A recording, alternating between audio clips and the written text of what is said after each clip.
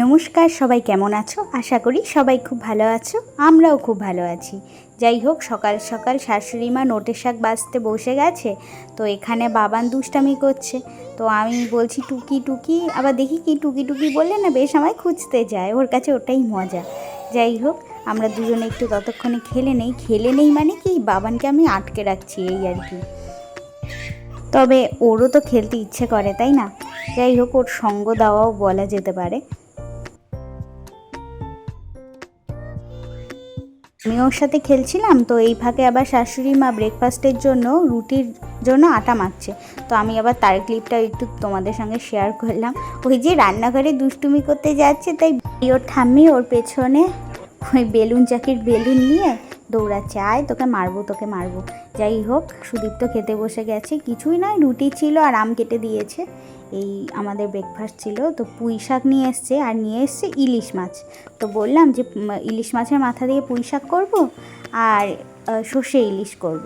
তাই তোমাদেরকে হালকা করে একটু দেখিয়ে দিচ্ছি।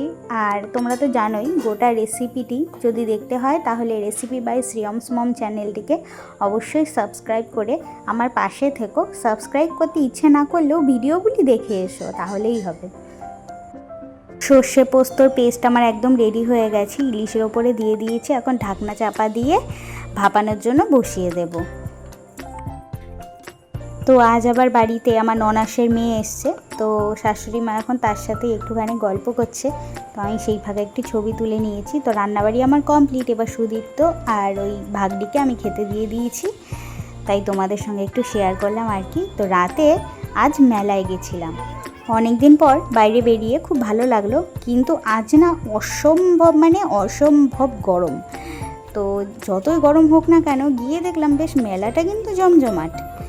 যাই হোক, বাবানের জন্য খেলনাও কেনার আছে। আর তোমরা তো জানোই, ওই বাসনের দোকানগুলো আমায় যেন খুব আকর্ষণ করে। যাই হোক, আমার কিছু সুন্দর সুন্দর দেখতে কিছু বাসনপত্র নেওয়ার আছে। তো বাবান এখানে সব নতুন নতুন জিনিস দেখছে, ও তো আগে কখনো এরকম দেখেনি। তো এখানে ব্রেক ডান্স, ও সেটাকে দেখছে, ও ভাবছে এরকম আবার কী জিনিস। নাগরদোলা এসেছিলো, ব্রেক ডান্স এসেছিলো, ড্রাগন এসেছিলো। যাই হোক, সব মিলিয়ে বেশ ভালোই লাগলো। ও হ্যাঁ, এই সুইমিং পুলটা কিন্তু আমার বাবানের খুব পছন্দ হয়েছে। আসলে জল ঘাটতে খুব ভালোবাসে। তো ও বলে কি ও যদি বড় হতো ঠিক চড়াতাম, ছোট এখনও কি পারে। যাই হোক, আমরা মেলাটা ঘুরে দেখছি, তবে কিছু খাইনি। আমার অবস্থা দেখেই বুঝতে পারছো, এত গরম যে সমস্ত জামা কাপড় ভিজে গেছে। আর কি বলবো, বাড়িতে যখন এসেছি না, পুরো মনে হয় স্নান করে বাড়িতে ঢুকলাম। তবে মেলাটি কিন্তু খুবই সুন্দর। তোমাদের যাদের এই মেলাতে আসার ইচ্ছা, দেরি করো না, তাড়াতাড়ি চলে এসো, পলতাতেই হচ্ছে।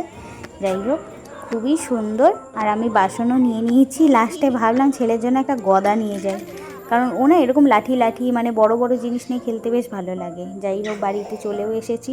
এসেই সঙ্গে সঙ্গে সবার আগে লস্যি বানিয়েছি, তাই সবাইকে দিলাম। সবাই খাচ্ছে, আমিও খেয়েছি। তবে আমার বাবানও না লস্যি খেতে বেশ ভালোবাসে। তোমরা এখন দেখতেই পাবে কিভাবে বাবার মগের থেকে চাইছে। বেশি ঠান্ডা নেই, ওই জন্যই ছেলেকে দেওয়া হয়েছে, কারণ সুদীপ্তকেও আর বেশি ঠান্ডা দেওয়া যাবে না। মাঝখানে খুব ঠান্ডা লেগে গেছিলো।